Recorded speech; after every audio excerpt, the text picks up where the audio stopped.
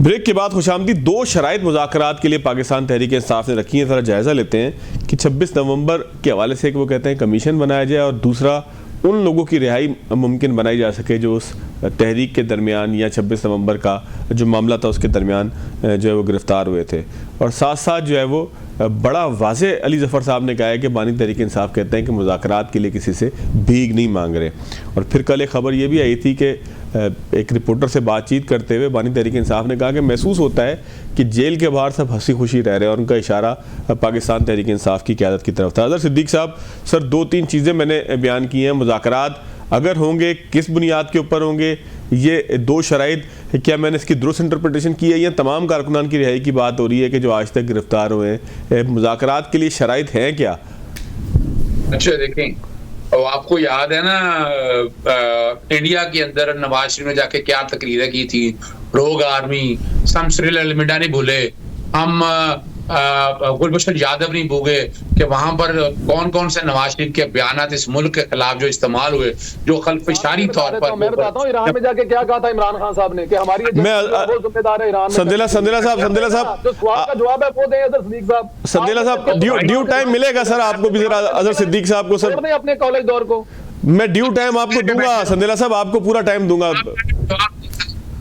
अज़हर साहब, ये बुरी आदत है, ये बुरी आदत है, ये मुस्लिम लीग नून के आम लोगों में आदत है ये वाली कि यार खुदारा हिम्मत से सुना करें। और लानतुल्लाह काज़िबीन, झूठे पे खुदा की लानत हो। मेरा रब जो है ना वो ये आप ये बताना चाहेंगे, यानी जो जनरल बाजवा और जनरल फैज की उंगली पकड़ के आए हैं, यानी हमारे पे इल्जाम था कि हम एस्टैब्लिशमेंट के साथ आए हैं। भैया अगस्त 2018 में आए थे, अप्रैल 2019 में ख्वाजा आसिफ कह रहे हैं, आज तक बयान को नेगेट किया। और देखे पाऊं यानी वोट को इज्जत दो का नारा रोंद के पॉलिश करके क्या किया, दिसंबर 2019 में इस मुल्क से भाग गया। जनाब प्लेलेट्स कम हुए, 4 साल तक इस मुल्क की शक्ल ना देखी या 3 साल तक ना देखी। अज़हर साहब back to the topic sir, मैं संदेला साहब से फिर इसका जवाब भी ले लूंगा। मुज़ाकरात के लिए सर जरा बता दीजिएगा। मैं उसी तरफ आ रहा हूँ। बताने का मकसद ये है कि नैब के साथ बैठकर सारे अलाज आपस में डीलें करके फायदे लेके ये कोई नहीं है। ये लीडर यहाँ बैठा है, जेलों में भुगता है, 4 केसों में सजा हुई, 2 में बरियत होगी, बाकी 2 में भी इंशाल्लाह बरियत हो जाएगी। हम खुल के बात किया करें। अब आए मुज़ाकरात की तरफ। एक तो आपको खबर दे रहे हैं, इस्तगासा दायर हो गया है जिसमें शहबाज शरीफ और ये सारे राणा सनाउल्लाह वगैरह, आजम तारड़ वगैरह, मोहसिन नकवी वगैरह 12 लोगों की शहादतें, जो लोग जख्मी हुए हैं, जो लोग मिसिंग है, उसके हवाले से वगैरह इस्तगासा दायर होगी। इसकी इब्तदाई बहस जो है वो कल होगी। तो ये एक तो कानूनी जंग ज़हन में रखे, जो ये कहते थे ना कि कहांगे शोधा, वो अब अदालत में मामला आ गया। अब आए दूसरी बात, हमने कौन सी नाजायज बात की है?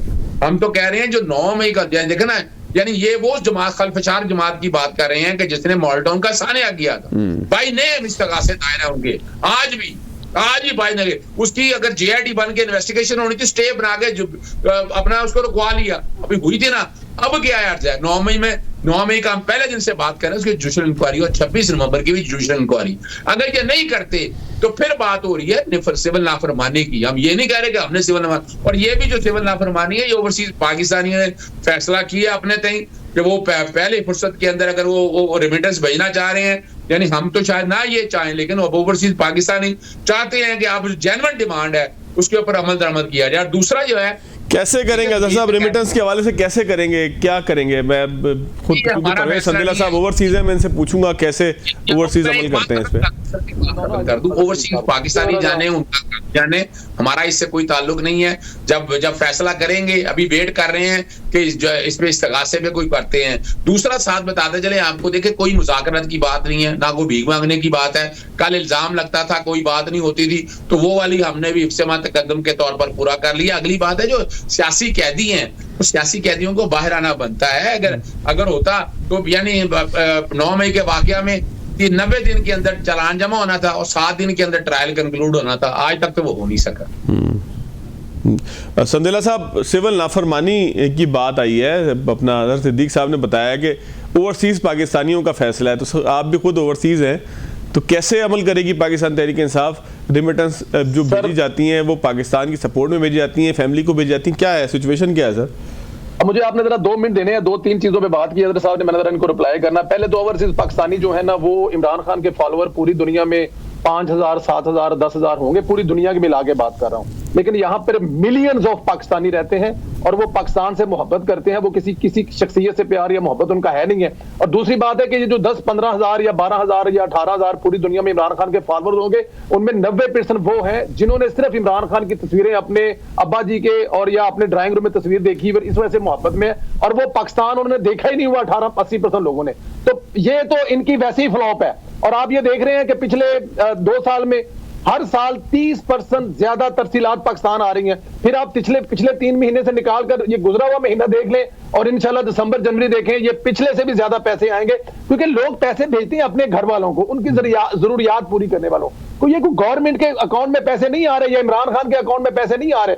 अब जिन लोगों ने, मेरे माँ बाप ने, मेरे बहन भाइयों ने या मेरे अजीजों कारब ने जो मसले हल करने हैं मेरे पैसे भेजो से, क्या वो इमरान खान की पार्टी के फंडिंग से पैसे भेजेंगे? क्या वो उनसे पैसे लेकर बिजली के बिल देंगे? तो ये एक इंतहाई बेहुदा किस्म की अपने ही मुल्क के खिलाफ साजिश करने की कोशिश है, जिसमें ये बुरी तरह नाकाम होंगे। दूसरी तरफ आ रहा है ये जो भी कह रहे हैं कि इस्तिखासा और दरखास्त, देखिए ये एक बहुत बड़ा ड्रामा है। अली जो गौहर साहब हैं, उस दिन ये पार्लियामेंट में खड़े होकर कह चुके थे कि ये हमारा इससे कोई ताल्लुक नहीं है, जिनके शहीद हुए हैं, जिनके मरे हैं, वो जाएं और अदालतों में जाकर या पुलिस में दरखास्त करें। हुआ यह है कि कल इमरान खान साहब ने पाकिस्तान तहरीक इंसाफ के साथ वही किया है जो अली अमीन गंडापुर ने इमरान रियाज के साथ किया था। मैं मजीद इस पे नहीं कहा करता, बिल्कुल सेम किया है। और वो सब कुछ होने के बाद अब इनको होश आई है और ये आलमों से, वो कहते हैं ना, आलमों तो मिट्टी चढ़ने वाली गाले जी चले गए हैं। और भाईजान पहले तो मुझे जरा ये बताएं, 278 पे आप 12 पे आ गए हैं। वहां साहब मुझे जरा इनसे पूछ के बताएं, 12 में से इमरान खान ने कहा था कि जो जो शहीद हुए उनके घर पर जाएं और उनके घर से ताइज़त करें और जाकर उनको 1-1 करोड़ रुपए, 1-1 करोड़ उनके घरों में दें। मुझे जरा इनसे पूछ के बताएं कितने घरों में गए हैं? सर वो कानूनी जंग कर रहे हैं, घर भी चले जाएंगे ना संदला साहब, कहीं तो सर मैं बता, सर मेरी बात तो सुने ना सर। अगर मुझे जरा ये बताएं, 2 घरों में गए हैं, एक घर में बुशरा बीबी और एक घर में अली अमीन गंडापुर, शहीद इनके 12 हुए हैं, बाकी 10 के घरों में क्यों नहीं गए? क्योंकि इनके पास, मैं आपको बताऊं, ये जो भी मोहल्ले में वहां पे कोई फौतगी हो गई है ना, वो भी इसी खाते में डाल रहे हैं। ये प्रोपेगेंडा पार्टी है, फेक न्यूज पार्टी है, इन्होंने इसी तरह जीना है और इसी तरह इनकी जो है वो सलामती है। इसके अलावा इनके पल्ले कख भी नहीं है, हर जगह से नाकाम हो रहे हैं, लाशें इनकी नाकाम होगी। अब ये क्या कर रहे हैं कि शाम की जेलों में जो सीरियन थे उनकी तस्वीरें आगे पीछे कर करा के एक नया प्रोपेगेंडा करने की तैयार कोशिश कर रहे हैं कि पाकिस्तानी जेलों में इमरान खान के फॉलोअर या कैदी हैं, उनके साथ ये सलूक हो रहा है। इसके अलावा इनका कुछ ना और काम है ना इन्होंने कुछ करना है। मुज़ाकरात की टेबल पर ही आएंगे, घुटनों के बल पर आएंगे, नाक रगड़ते हुए आएंगे। इसके अलावा इनके पास कोई चारा नहीं है, क्योंकि अवाम ने इनको हर मैदान से रिजेक्ट कर दिया हुआ, हर जगह से इनको फारग कर दिया हुआ है।